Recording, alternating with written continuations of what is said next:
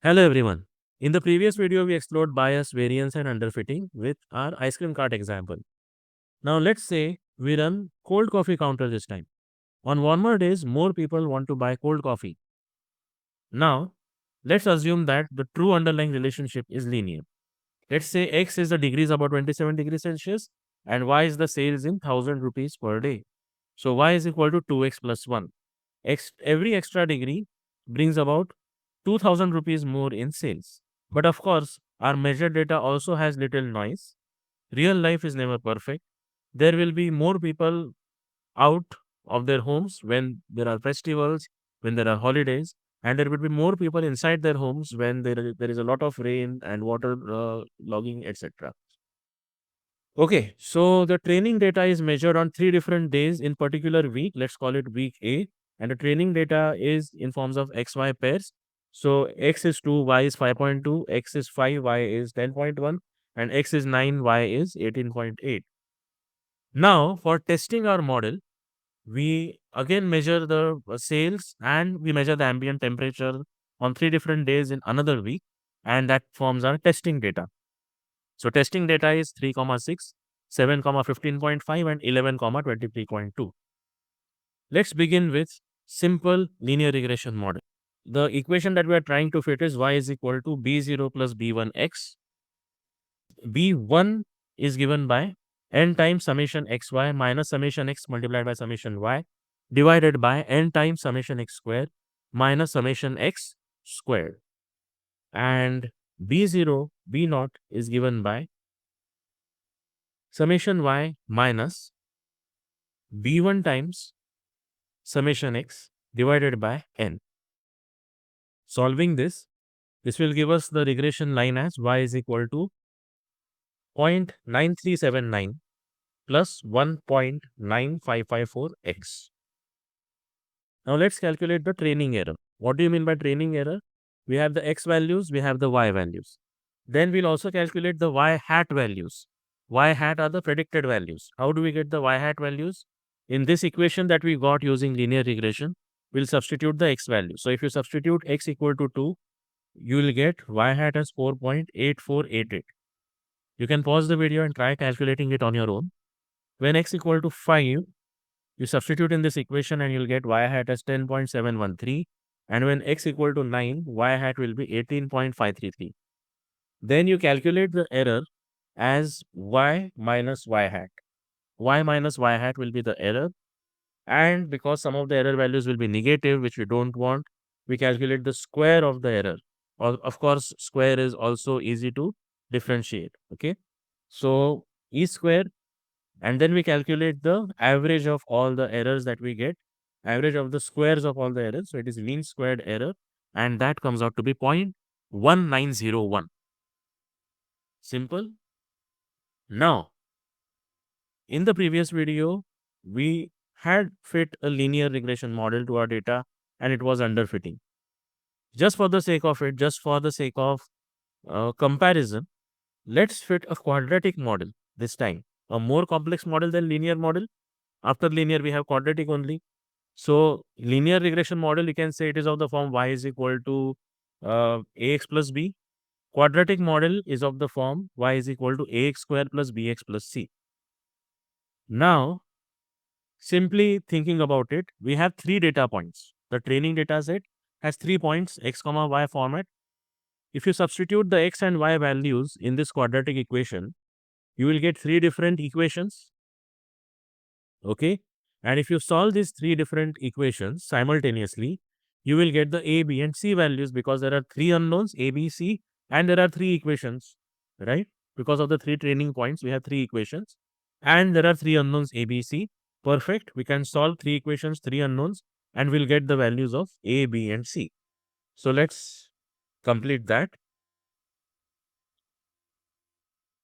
So what we are doing here exactly is we are actually trying to fit a curve, and this will be a parabola, right?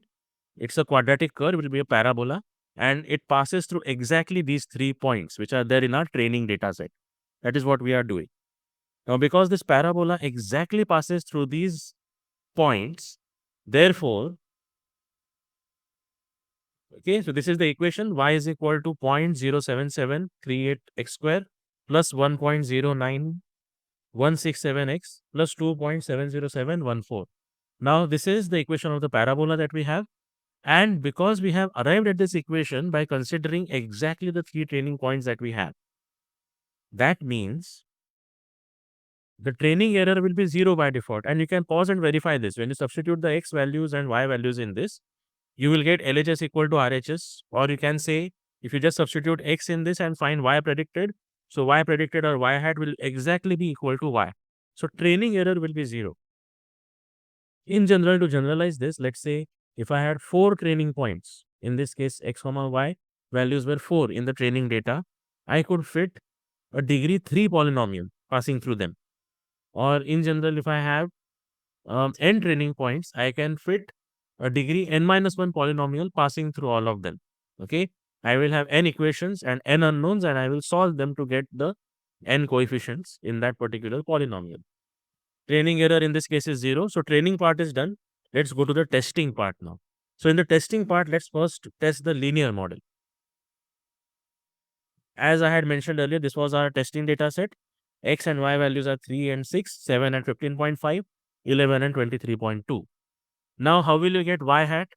You will get Y hat by substituting the X values in the linear regression equation that we have. And these are the Y hat values that we get. And error will be Y test minus Y hat obtained by linear regression. So these will be the error values. And finally, we square them to remove all the negatives. So these are the squares of the errors. And we get the mean squared error as 0.662. Let's do the same with the quadratic model. Okay. We have X, we have Y test. Let's substitute the values in the quadratic equation that we have. And let's calculate the error, Y test minus Y hat. And the error squares.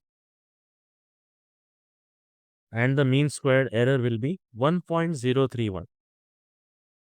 So the quadratic model wins on the training data because of the 0 training error, but it loses on the testing data because its test error is higher.